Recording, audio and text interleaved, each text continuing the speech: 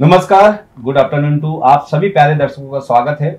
और हमारे जो प्यारे दोस्त हैं और आज के कीनोट स्पीकर हैं उनका भी स्वागत है इस खूबसूरत लाइन के साथ में। काबिल दोस्तों का होना भी तकदीर होती है, काबिल दोस्तों का होना शायद तकदीर होती है और बहुत कम लोगों के हाथों में ये लकीर होती है। क्या बात है। प्रभु से खास बात, ये लाइव शो हमारा 83 एपिसोड है दोस्तों। आज का बड़ा ही महत्वपूर्ण सब्जेक्ट है दोस्तों, redevelopment journey cooperative housing society along with PMC project management consultant का क्या अहम रोल होता है रीडेवलपमेंट में, उसकी यात्रा क्या होती, उस यात्रा के बारे में पूरा विस्तार से बताएंगे आर्किटेक्ट संदीप कनगुटकर और वंदेश औसिया जी। दोनों one stop PMC one stop project management consultant से ताल्लुक रखते हैं, डायरेक्टर्स हैं, एसोसिएट्स हैं। तो दोनों का स्वागत करते हुए मैं आगे बढ़ता हूं। दोस्तों ये देख सकते हैं आप, इनका एक बहुत ही खूबसूरत ऐसा ब्रोशर है। पहले बताऊंगा संदीप जी के बारे में। आर्किटेक्ट संदीप कनगुटकर साहब मैनेजिंग डायरेक्टर हैं one stop project management consulting के, और इन्होंने करीबन 21 सालों से ये प्रैक्टिस कर रहे हैं। और इनकी 2 जनरेशन, इनके पिताजी भी आर्किटेक्ट थे और करीबन 1500 प्रोजेक्ट इन्होंने डन किए हैं। और he is associate member of council of architecture, all India institute of architect and town planner association. After complete his degree architecture, he has joined his father's architecture firm and partnership firm known as Fulkar and Kangutkar as architect। Ramesh Prabhu ji associate हैं इस firm से, नरेश भाई हैं advocate, Sameer Sawant साहब हैं, अदिति विलानकर हैं जो architect हैं, और एक है रूपाली राउत आर्किटेक्ट है। और इन्होंने काफी अच्छे प्रोजेक्ट से एसोसिएट रही हैं, ये लोडा और काफी अच्छे जो प्रोजेक्ट सिंगापुर वगैरह के प्रोजेक्ट रहे। वंदेश औसिया जी के बारे में बता दूं, one stop project management consulting से एसोसिएट हैं और पूरी बागडोर संभाली हुई है संदीप जी की तरफ से और रमेश प्रभु जी की तरफ से। तो इनके बारे में बता दूं, is a civil engineering graduate from the Mumbai university 1991। काफी पहले अनुभव है और post production in sales and marketing management in 2000। तो दोस्तों 30 इयर्स कम से कम इनका अनुभव है। और इन्होंने एडमिनिस्ट्रेशन की बात करें, मार्केटिंग की, सेल्स की, ऑपरेशन, काफ़ी अलग अलग फर्म्स के साथ में काम किया है। और L&T की बात करें तो इन्होंने काफ़ी प्रोजेक्ट इनके साथ किया है, Bombay stock exchange building, MMRDA, MUTP project, feasibility study in planning and various traffic and transportation infrastructure facilities Mumbai and Navi Mumbai, Nagpur and pioneer team member हैं एम्बीवली सिटी के। तो ऐसे अभी वन स्टॉप सॉल्यूशंस की बागडोर संभाल रहे हैं। इस शो में आपको ये बताया जाएगा आपका जो करोड़ों का घर है वो कैसे बचाया जाए, कैसे सुरक्षित किया जाए और कैसे करोड़ों का करोड़, 2 करोड़, 3 करोड़, 4 करोड़ का किया जाए, मल्टीप्लाई किया जाए। ये आज बताएंगे संदीप जी आपसे कि पीएमसी जो प्रोजेक्ट मैनेजमेंट कंसल्टेंट, लोगों को पता नहीं, हम तो बिल्डर है, बिल्डर करेगा, ऐसा बहुत सारा। तो पीएमसी आखिर है क्या? अच्छा, बेसिकली आज जो आपका टॉपिक है journey of the redevelopment of cooperative societies along with PMC, बराबर। तो ये बहुत ही अच्छा टॉपिक है। लेकिन आपको मैं बताता हूँ, लाइफ में कौन सी भी जर्नी होने दो, जो इम्पोर्टेंट है वहाँ पे हमें अच्छे मार्गदर्शक की, अच्छे गुरु की, अच्छे कंसल्टेंट की ज़रूरत होती है। आप देखेंगे कि आप बचपन से आप पढ़ाई स्टार्ट करते हो, अगर आपको अच्छा गुरु मिल गया तो आपकी ज़िंदगी वो बदल देता है। आपके साथ साथ पूरे समाज की ज़िंदगी बदलने का हौसला वो गुरु रखता है। आप ये भी देखेंगे जो इंटरनेशनल लेवल्स पे मैच खेलती है जो टीम, उनके लिए भी एक कोच की ज़रूरत है। ऐसा नहीं कि वो इंटरनेशनल लेवल पे मैच खेले तो उनको कोच की ज़रूरत नहीं है। तो ये जब कोच आता है तो सिर्फ मैच के दौरान ही उनको ट्रेनिंग नहीं देता है, मैच से पहले भी बहुत पहले उनको प्रैक्टिस करके लेने का, उनको मेंटली प्रिपेयर करने का, मैच के दौरान कुछ भी डिफिकल्टीज आता है तो उसको कैसे ओवरकम करे, ये सबकी ट्रेनिंग वो कोच देता रहता है।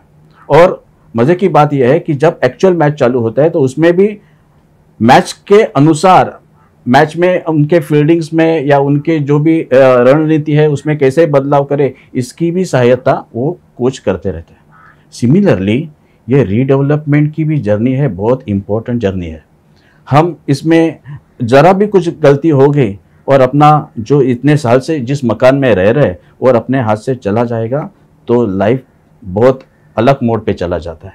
तो इसके लिए जो हमें अच्छी तरह से गाइड करे, हमारी जर्नी को स्टार्टिंग से लेके एंड तक अच्छी तरह से कंप्लीट करे, वो जो रोल अदा करता है जो project management consultant, that is PMC.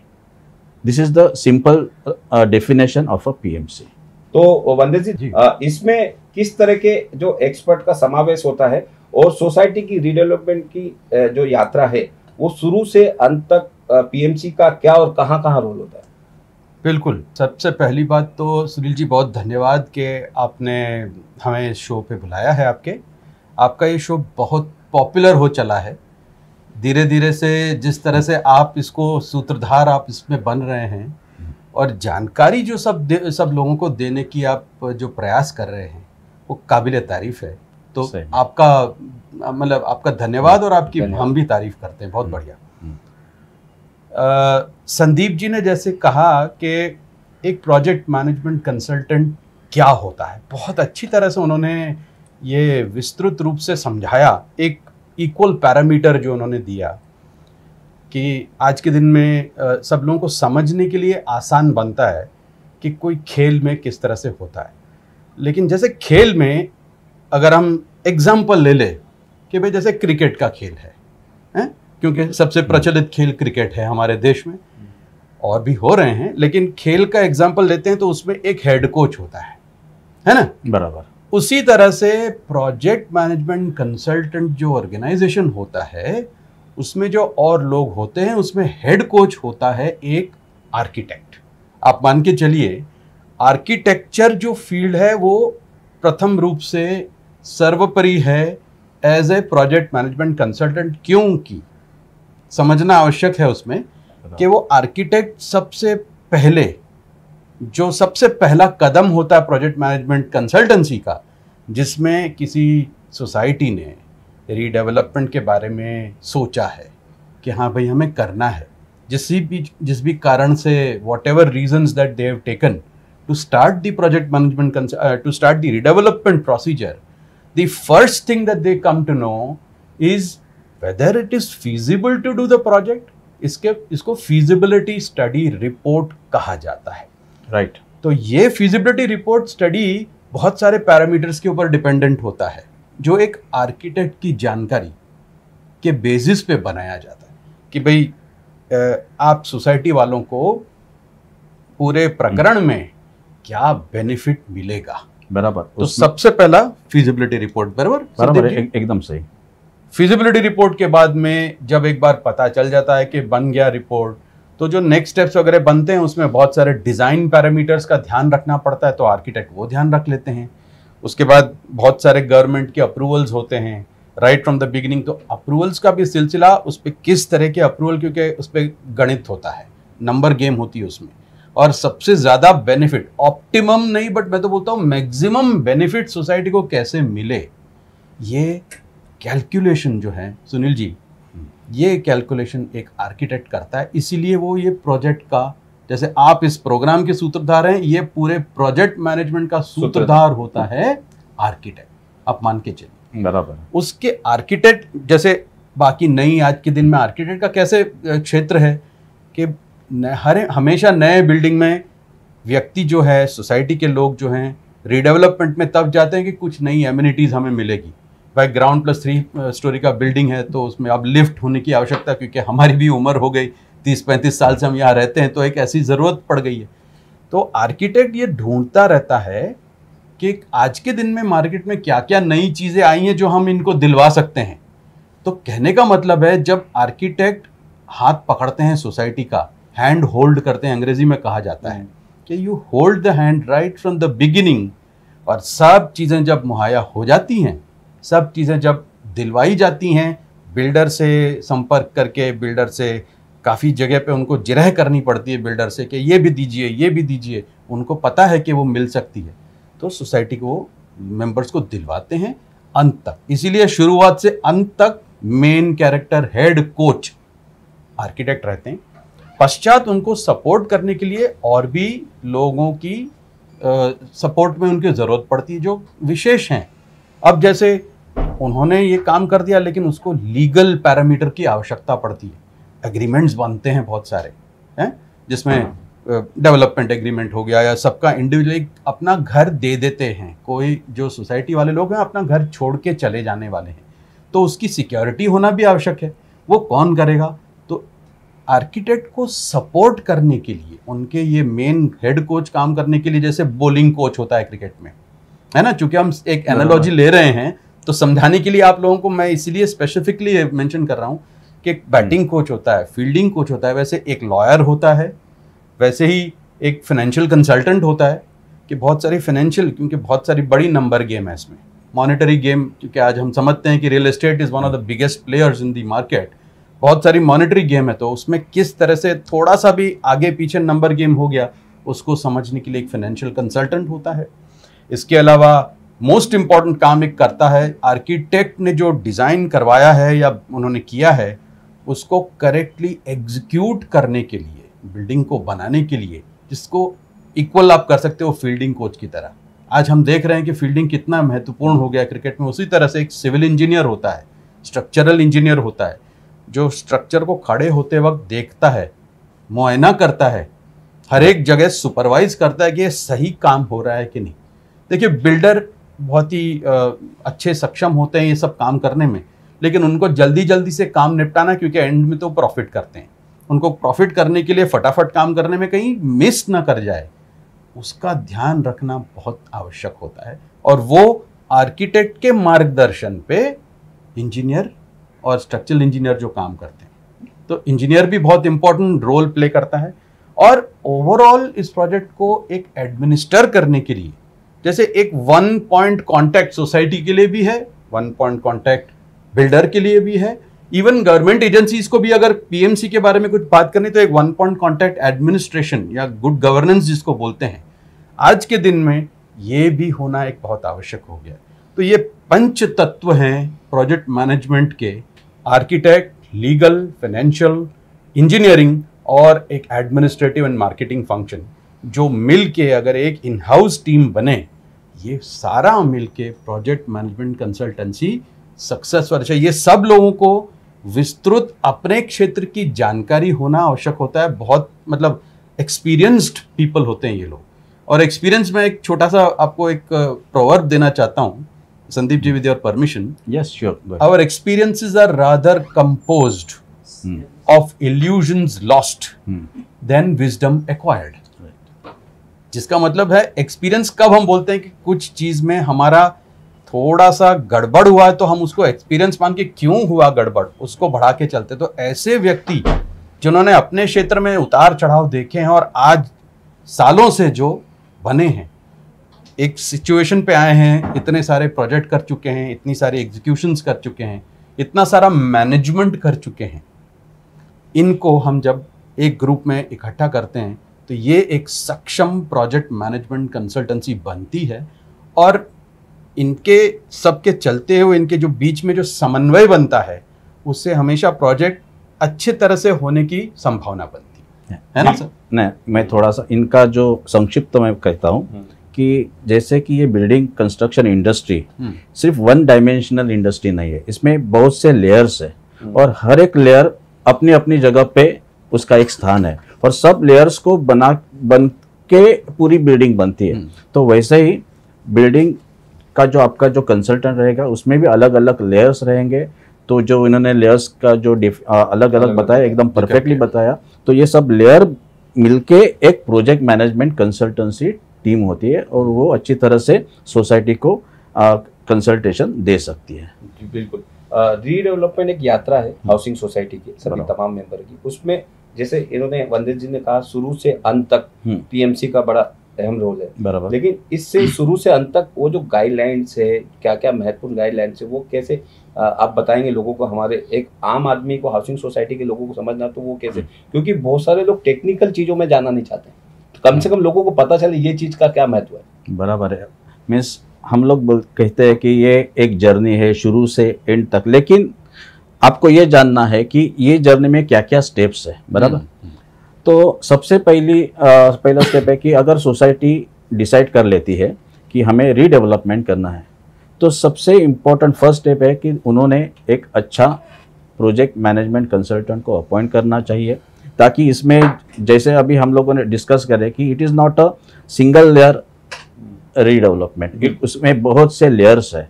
तो अच्छा प्रोजेक्ट मैनेजमेंट कंसल्टेंट जिसमें ये सब लेयर्स के ऊपर काम करने वाले प्रोफेशनल्स रहेंगे, तो उसको सिलेक्ट करने का है। जब वो आएगा आपके प्रोजेक्ट का स्टडी करेगा तो पहला काम ये करेगा आपके पास क्या डॉक्यूमेंटेशन है, क्या नहीं है, क्या प्रोक्योर करने पड़ेंगे, आपकी एक्चुअल फिजिकल स्टेटस क्या है विथ रिस्पेक्ट टू ऑल, आपका जो सराउंडिंग क्या है with respect to all the context, आपको किस तरह से आगे बढ़ने का, इसका सब स्टडी करके फिर वो एक फिजिबिलिटी रिपोर्ट बनाएगा। That is a draft feasibility report. बहुत से सोसाइटीज का ऐसा समझना होता है कि एक बार फिजिबिलिटी रिपोर्ट आ गया तो दैट इज द फाइनल, वैसा नहीं होता है। This feasibility report is not to show that how PMC is intellectual, और it is not to show क्या इनको कुछ आता नहीं। This feasibility report is for the project. तो ये प्रोजेक्ट के लिए जो अच्छा है तो उसका जो इनपुट है वो सोसाइटी की तरफ से भी आना चाहिए। और अच्छा जो प्रोजेक्ट मैनेजमेंट कंसल्टेंट है वो सिर्फ उनको ऐसा नहीं कि अपने गाड़ी में बिठा दिया और उसको जर्नी करने के लिए लेके गया। He gives the beautiful training, who does the counseling of the societies that they can understand what is the redevelopment, उसके लिए क्या अच्छा है, तो वो ट्रेन हो जाते हैं। दैट इज वो एक खासियत है अच्छे प्रोजेक्ट मैनेजमेंट कंसल्टेंट की कि उनको भी ट्रेन करना, क्योंकि आखिर में ये जर्नी सोसाइटी की है और इसमें प्रोजेक्ट मैनेजमेंट कंसल्टेंट उसका साथ देता है और उसको गाइडेंस देता है। आखिर में उनको ये जर्नी अच्छी तरह से कंप्लीट करने की है। तो स्टार्टिंग से फिजिबिलिटी से उनका इन्वॉल्वमेंट होना जरूरी है।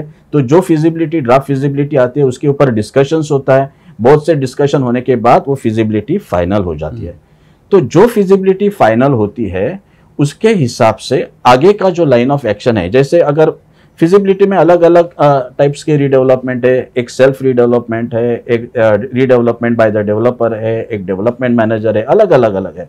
तो सोसाइटी जिस भी टाइप के रीडेवलपमेंट में कंफर्टेबल है वो अगर वो अडॉप्ट करती है, भाई समझो कि उन्होंने अगर डेवलपर अपॉइंट करने के रीडेवलपमेंट करने की है तो वो भी हम लोग एक्सेप्ट करना चाहिए। ऐसा नहीं कि जो पीएमसी कहता है कि वही टाइप की रीडेवलपमेंट होनी है, जहाँ पे सोसाइटी कंफर्टेबल है वो टाइप की रीडेवलपमेंट हमेशा करनी चाहिए।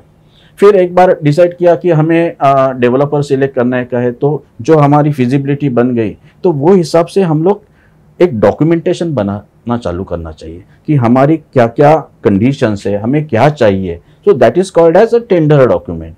तो वो टेंडर डॉक्यूमेंट हम लोग डिस्ट्रीब्यूट करते हैं थ्रू आपके लिमिटेड, जो आपको जो मालूम है डेवलपर्स, जो सोसाइटी को मेंबर्स को मालूम है उनके थ्रू भी दे सकते हैं या पेपर नोटिस से भी दे सकते हैं, बट उसका एडवर्टाइज करके अपने को उनको डिस्ट्रीब्यूट करना ज़रूरी है। बहुत सी सोसाइटीज़ क्या गलतियाँ करती है कि पहले ही वो लोग डेवलपर से ऑफर लेना चालू करते हैं। तो जब कोई आदमी ऑफर देता है तो वो डेफिनेटली उसकी कंडीशन सोसाइटी के ऊपर थोपता है।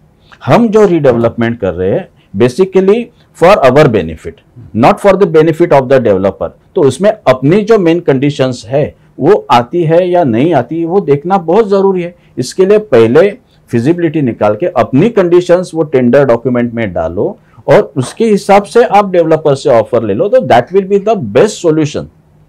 ताकि क्या हो जाएगा, थोड़ा बहुत आपका कंट्रोल, थोड़ा बहुत नहीं मैक्सिमम कंट्रोल आपका ये प्रोजेक्ट के ऊपर रहेगा। Otherwise developer will start taking the control of the redevelopment. तो आपका अच्छा कंसल्टेंट जो रहेगा हमेशा आपको ये सलाह देगा कि आपका ये प्रोजेक्ट के ऊपर कंट्रोल होना जरूरी है। एक बार फिर वो टेंडर डॉक्यूमेंट्स अपने पास उन्होंने फिल करके दे दिए, फिर पीएमसी का काम होता है कि उसमें से शॉर्ट लिस्ट करना। ऐसा नहीं कि उसका ऑफर क्या है पहले देखना का।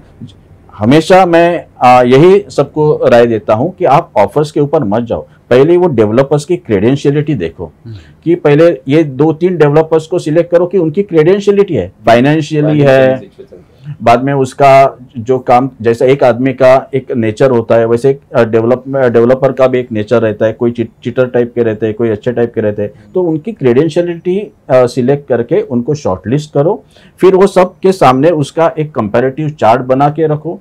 जो शॉर्टलिस्ट हो जाएंगे उनके साइट विजिट्स करो और फिर उनके साथ वापस रीनिगोशिएट हम लोग कर सकते हैं कि जो उन्होंने ऑफर दिया उसके बाद जो भी सिलेक्शन है that is the authority of the general body. बराबर, उसमें ना पीएमसी कुछ कर सकता है ना कमिटी में member. It is the choice of the general body who will decide who will be the, Transparency. yeah, that is the transparency is the very important thing. और every time जो हम लोग प्रोसेस कर रहे हैं तो उसकी एक ट्रांसपेरेंसी एक हर एक मेंबर्स को देने की जिम्मेदारी भी एक प्रोजेक्ट मैनेजमेंट कंसल्टेंट के साथ साथ कमिटी की भी रहती है कि हम लोग ये प्रोसेस कर रहे हैं, ये प्रोसेस कर रहे हैं। भले उनको इसमें एवरी टाइम इन्वॉल्व नहीं होने दो, लेकिन जो ट्रांसपेरेंसी से हम लोग आगे बढ़ेंगे तो 100% अपना प्रोजेक्ट अच्छी तरह से कंप्लीट हो सकता है।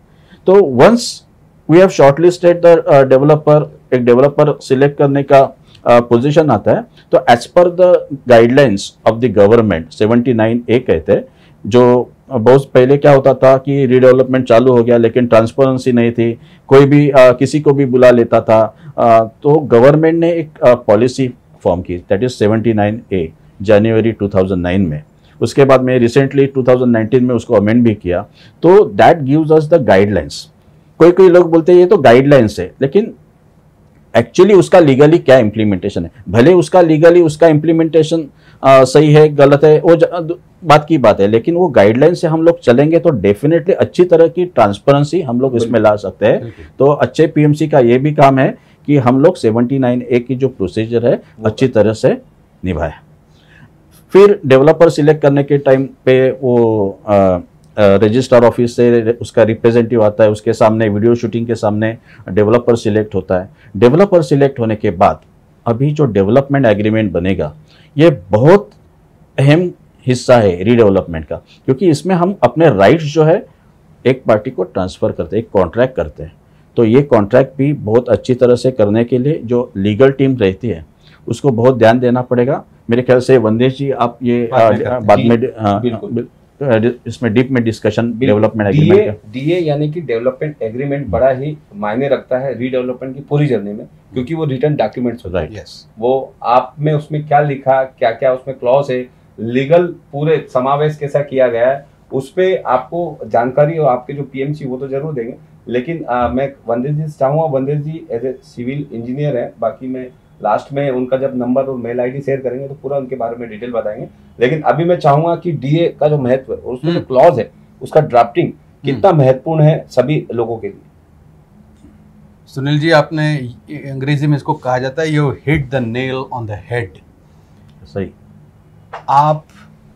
आपका जो धन जिसे हम घर कहते हैं, शेल्टर, जो बहुत एक महत्वपूर्ण चीज़ है, जो हर आदमी पूरी ज़िंदगी अपनी मेहनत करता रहता है, वो एक बिल्डर को सौंप देने वाले हैं, क्योंकि आपकी मंशा है कि उसमें कुछ अधिक आपको मिले। There is a possibility to get benefits in that, that is why you are doing redevelopment, जैसे संदीप जी ने समझाया आपको। लेकिन जमा आपकी जो पूंजी आपने करी है वो कहीं छूट ना जाए हाथ से, इसका ध्यान रखने के लिए जो एक कंट्रोलिंग डॉक्यूमेंट होता है उसे कहते हैं रीडेवलपमेंट एग्रीमेंट। इन शॉर्ट हम इसे आजकल डीए कह देते हैं, बट उसका ऑफिशियल नाम है, क्योंकि रीडेवलपमेंट हो रहा है तो रीडेवलपमेंट एग्रीमेंट। और ये अंडर द कॉन्ट्रैक्ट्स एक्ट इसको बनाया जाता है। There is the Indian contract act 1872 जिसके अंडर इसकी परफॉर्मेंस होती है। डेवलपमेंट एग्रीमेंट में जनरली जो जनरल मुद्दे होते हैं, मैं आपको क्विकली इसके बारे में जानकारी दूं, लेकिन स्पेशली जिसकी चीज़ों के ध्यान रखना ज़रूरी है वो मैं आपको बाद में बताऊंगा। डेवलपमेंट एग्रीमेंट में जैसे एक प्रोजेक्ट का क्या समय काल होना चाहिए कि भाई शुरुआत से अंत तक अंदाजन 24 महीने से 36 महीने के बीच में एक प्रोजेक्ट माना जाता है कि ये कंप्लीट हो सकता है। नॉर्मल बड़ा प्रोजेक्ट हो तो उसमें फेज वाइज उसका डेवलपमेंट भी प्लान करते हैं, जो आर्किटेक्ट्स करते हैं उसके बारे में। उसके बाद बहुत इंपॉर्टेंट इसमें जो आपको ध्यान रखना है वो आपके घर का जो कारपेट एरिया है, वो आज के दिन में 1 square feet carpet area Bombay जैसे शहर में क्या वैल्यू है मुझे बताने की आवश्यकता नहीं है। जो पर स्क्वायर फीट हम दाम लगाते रहते हैं खरीदने के, तो 1 स्क्वायर फीट के यहाँ वहाँ होने से भी बहुत ज़्यादा मल्टीप्लिकेशन इफेक्ट हो जाती है। तो कारपेट एरिया आपका करेक्ट होना चाहिए, रिप्रेजेंटेड इन दी अग्रीमेंट, ताकि आपको उसमें जो परसेंटेज फ्री एफएसआई मिलने वाला है उसका भी कैलकुलेशन सही रूप से हो। और ये चीज़ों को आपको ध्यान रखना है। उसके बाद जो रेंटल्स उस एरिया में प्रेवलेंट हैं, वो रेंटल्स के बारे में जानकारी होती है डेवलपमेंट एग्रीमेंट, क्योंकि आप आपका घर छोड़ के कहीं अल्टरनेट जगह पे रहने जाने वाले हैं। So what is important is if you are going out, there has to be a rental which is commensurate to the vicinity of your project, of your property. So that is something which is to be captured. और rental के साथ में चलते हुए जो उसमें brokerage की benefit होती है या उसमें एक डिपॉजिट की बेनिफिट होती है, वो किस तरह से दी जाएगी वो भी मेंशन करना पड़ता है। प्लस रेंटल में जो है अगर आप 24 महीने लेते हैं तो एक फेज 12 महीने के एक रेंटल साल के बाद में उसमें जो एक मार्जिनल इंक्रीज करना पड़ता है रेंट में 5 to 10% का जो इंक्रीज, वो भी आप ध्यान रखिए कि डेवलपमेंट एग्रीमेंट में होना चाहिए, ताकि कल उठ के आपको ऐसा नहीं हो अरे हमारा तो रेंट बढ़ गया वहां से आया नहीं है। तो ये एक इंपॉर्टेंट मुद्दा है जो आपको ध्यान रखना है। इसके अलावा कॉर्पस फंड का मुद्दा होता है, वो भी ध्यान रखना है। आप यहाँ से शिफ्ट करने वाले हो तो इसके जो एक शिफ्टिंग अलाउंसेस और रिलोकेटिंग अलाउंसेस भी एक माने जाते हैं, वो उसमें ध्यान रखने पड़ते हैं। You have to incorporate that correctly. उसमें अक्सर ये बोला जाता है कि आप अभी जा रहे हो तो शिफ्टिंग चार्जेस का 50% अभी दिया जाएगा, जब लौटोगे तो दिया जाएगा। तो उसमें भी सोसाइटी और डेवलपर या जो भी कंस्ट्रक्शन करने वाले हैं उस पर निर्भर करेगा आप कैसे नेगोशिएट करते हो। अक्सर ये भी होता है कि एक साथ दे देते हैं वो, ताकि आप अपना मैनेज कर लो। ये सारी चीज़ें होती हैं। नई एमिनिटीज़ की एक लिस्ट बनती है डेवलपमेंट में, एग्रीमेंट में, कि भाई आपको इस अभी जो है उसमें नए बिल्डिंग में और क्या क्या चीज़ें और क्या क्या सुविधाएं आपको उपलब्ध कराई जाएंगी, किस तरह से कंस्ट्रक्शन होगा उसके, आपको किस तरह से उसको यूज़ करने की बेनिफिट मिलेगी। आज के दिन में हर व्यक्ति यही तो चाहता है कि भाई थोड़ा सा अपने स्टेटस में इजाफा हो, बढ़ोतरी हो, कि भाई आज जिस तरह से हम रह रहे हैं उसमें थोड़ा सा एक जगह मिले, कुछ फैसिलिटीज़ मिले, ताकि थोड़ा सा हमारे जीवन में खुशी और बढ़े हमारी। इसीलिए आप कर रहे हो प्रोजेक्ट को। लेकिन अब मैं 2-3 बहुत इंपॉर्टेंट मुद्दे जो आपको समझाना चाहता हूँ। हालांकि ये एक लीगल एजेंडा है, तो हमारे जो लीगल कंसल्टेंट है इसके बारे में और जानकारी, जो भी प्रोजेक्ट मैनेजमेंट कंसल्टेंट होते हैं उनके लीगल कंसल्टेंट इसके बारे में आपको और विस्तृत जानकारी दे सकते हैं। बट मैं स्पेसिफिकली सबको ये कहना चाहूँगा, अवगत कराना चाहूँगा, सही हिंदी शब्द है ना सुनील जी? अवगत कराना चाहूँगा कि जिसको अंग्रेजी में अवेयरनेस बोलते हैं, कि जो बहुत इंपॉर्टेंट मुद्दे इस पर ध्यान रखना है। और उसमें जैसे बोला जाता है ना कि काम शुरू हो गया, बिल्डिंग का कंस्ट्रक्शन शुरू हो गया, और आज के दिन में गवर्नमेंट भी इतना सपोर्टिव है ये रियल एस्टेट की रीडेवलपमेंट इंडस्ट्री को, क्योंकि उनको भी काफी इसमें से इनकम हो रही है, रेवेन्यू की मिल रही है, मैक्सिमम रेवेन्यू मिलता है इससे। सपोर्ट करने के लिए बहुत सारे नए फैसिलिटीज देती जाती है, कुछ नए FSI की सोर्सेज निकालती है, कुछ और बेनिफिट निकालती है। तो ड्यूरिंग द कंस्ट्रक्शन फेज अगर कोई इस तरह का बेनिफिट अनाउंस करती है गवर्नमेंट, उसको किस तरह से हैंडल करना है आपको और डेवलपर के बीच में, या ड्यूरिंग कंस्ट्रक्शन आपको कैसे उसको लोगों को पहुंचाना चाहिए, क्योंकि डेवलपर को भी उसमें से थोड़ा सा बेनिफिट मिलना चाहिए और सोसाइटी डेफिनेटली मेंबर्स को भी उसको बेनिफिट मिलना चाहिए। ये आपको कैप्चर करना बहुत ज़रूरी है, क्योंकि नहीं करेंगे तो बिल्डर ऐसी व्यक्ति है कि पता चला मिल रहा है तो वो हो सकता है उसको यूज करके अपना बेनिफिट ले ले। करेक्ट।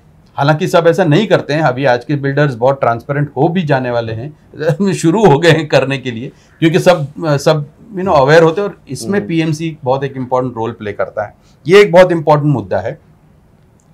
उसके अलावा हमेशा ये एक सवाल रहता है सुनील जी कि हमें घर कब खाली करके बिल्डर को हाथ में देना चाहिए, है ना? हमारे हाथ में कुछ हो, कुछ ठोस डॉक्यूमेंट हो। तो डेवलपमेंट एग्रीमेंट सबसे पहले होता है, फिर जब डेवलपर जाके IOD लेता है, उसके बाद IOD के बाद में जब आपका पर्सनल इंडिविजुअल एग्रीमेंट बन जाता है, permanent alternate PAA permanent alternate accommodation agreement, ये जब बन जाता है तब जाके आपको आपकी घर की चाबियां उनको हैंडओवर करनी है, क्योंकि उसके बाद आपको जो चेक्स मिलेंगे, PDCs मिलेंगी, आपके रेंटल अलाउंसेज, ये सारी चीजें मिल जाएंगी, तब आप जाके आपका हैंडओवर करोगे घर को, ताकि आप एकदम सिक्योरिटी कंप्लीट हो गई आपकी, है ना? उसके बाद कॉर्पस फंड वगैरह जो होता है वो भी। अच्छा, एक बहुत इंपॉर्टेंट मुद्दा जो हमेशा डेवलपमेंट एग्रीमेंट में आता है कि किसी कारणवश अगर आपका प्रोजेक्ट 24 से आगे बढ़ गया महीने से, या जो भी लिखा हुआ है उससे थोड़ा सा बढ़ जाता है और आगे, तो आपके रेंटल अलाउंसेस भी आपको उसके पहले मिल जाने चाहिए, और आपके वैसे कुछ एग्रीमेंट में क्लॉज डालनी चाहिए जिससे आपको सिक्योरिटी मिलती जाए कि भाई आपकी प्रॉपर्टी आपके ही हवाले, आपके ही कब्जे में रहेगी, कल उठ के उसमें कोई दिक्कत नहीं होगी। तो सिक्योरिटाइजेशन के जो क्लॉजेज हैं वो बहुत इंपॉर्टेंट है। उसके बाद आपको जो है पोजेशन प्रॉपर्टी का लेना होता है, तो अक्सर ये देखा गया कि बिल्डर बोलते हैं बिल्डिंग बन गई, आइए आपका वो इंटीरियर डेकोरेशन का काम शुरू कर दीजिए। बट जनरली ये लीगली ओपिनियन माना जाता है कि ऑक्यूपेशन सर्टिफिकेट एक बार बन जाता है, बिल्डिंग पूरा कंप्लीट हो जाए, उसके बाद ओसी आने के बाद पोजेशन लेना चाहिए। ये क्लॉज डेवलपमेंट एग्रीमेंट में डालना आवश्यक है। थोड़ा ये ध्यान इसमें रखिए। थोड़ा हाँ, सा इसमें से जी, एक ऐड बिल्कुल। करना सकता, हाँ, कि इसमें एक पेनल्टी क्लॉज भी होनी चाहिए। हाँ, कि अगर कुछ वजह से बिल्डर बिल्कुल। डिले करता है तो उसमें पेनल्टी क्लॉज रहेगा, तो बिल्डर कोशिश करेगा कि वो डिले ना करे। बिल्कुल। अगर डिले भी करता है कुछ हद तक, तो उसको टर्मिनेट करने का भी एक अहम Clause क्लॉज होना होना चाहिए। चाहिए। बहुत से डेवलपर्स वो टर्मिनेशन क्लॉज अवॉइड करना चाहते हैं, लेकिन for the safety of the existing member this बिल्कुल, termination clause has to be there, otherwise this project could be कितना भी समय चल सकता है। कितने सारे प्रोजेक्ट अटक गए हैं। Termination it has to be a very stringent clause. मैं तो ये बोलता हूँ कि बहुत स्ट्रिक्ट क्लॉज डालना चाहिए टर्मिनेशन Yes. का, कि इतना इतना इतना उसके चैप्टर बना दिया जाए। ओवरऑल सोसाइटी की जो रहने वाले मूल बिल्कुल। निवासी है उनका उनके पास विन सिचुएशन अंकुश उनके पास रहना होना चाहिए, लगाम उनके चाहिए। पास और एक लास्ट पॉइंट जो सबसे इंपॉर्टेंट अभी आजकल में देखा जाता है, वो एक आखिर में सबको बता दूं मैं। पावर ऑफ अटॉर्नी के द्वारा आप डेवलपमेंट राइट्स डेवलपर को देते हैं, उसमें ये मेंशन अवश्य कर दीजिए कि वो डेवलपर अपनी डेवलपमेंट की राइट्स किसी को असाइन नहीं कर सकता है। देखिए, ये बहुत पावर ऑफ अटॉर्नी के बेसिस पे डेवलपर खुद के नाम से ट्राइपार्टेट एग्रीमेंट बनता है, असाइनमेंट, तो खुद के नाम से भी साइन कर देता है। सोसाइटी के नाम से बोलता है मेरे पास पावर ऑफ अटॉर्नी है, तो वो भी साइन कर देता है, और सामने वाला असाइनी जिसको देते हैं वो भी साइन करते हैं, और उसमें पूरा प्रोजेक्ट अटक जाता है। तो ये राइट सिर्फ सोसाइटी के हाथों में होना चाहिए। ये डेवलपमेंट एग्रीमेंट में उतार दीजिएगा। ये बहुत इंपॉर्टेंट मुद्दे जो इतने सालों के हमारे एक्सपीरियंस के बेस पे हमको समझ में आए। बराबर। तो डेवलपमेंट एग्रीमेंट का ये वजूद है, ये सिंबोलिज्म है कि that is the protector of your property. Right. बिल्कुल। वंदे जी धन्यवाद, संदीप जी धन्यवाद। डीम्ड कन्वेंस एक कानूनी प्रावधान है। सोसाइटी बनाने का 4 महीने के अंदर बिल्डर या लैंड ओनर को सोसाइटी के नाम से ज़मीन और बिल्डिंग हस्तांतर करके देना चाहिए।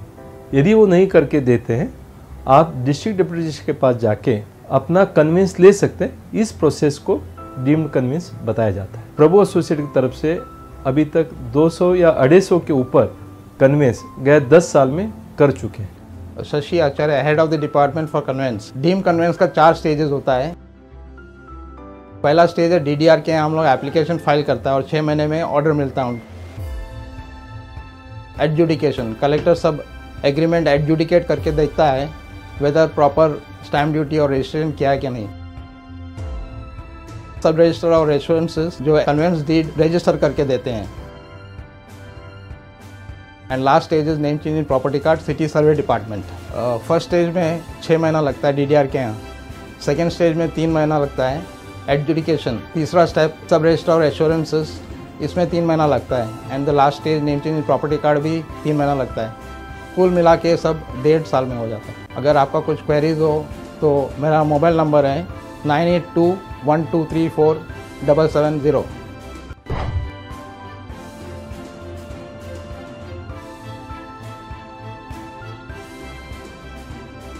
पीएमसी यानी कि प्रोजेक्ट मैनेजमेंट कंसल्टेंट, जिसका आपकी कोऑपरेटिव हाउसिंग सोसाइटी के रीडेवलपमेंट में अहम रोल होता है। यदि आप भी खोज रहे हैं कोई विश्वसनीय पीएमसी, तो OSPMC यानी कि one stop project management consultant से कंसल्ट कर सकते हैं। यदि आपकी सोसाइटी को चाहिए रीडेवलपमेंट के लिए वन विंडो, तो संपर्क करें one stop project management consultant के इन नंबरों पर।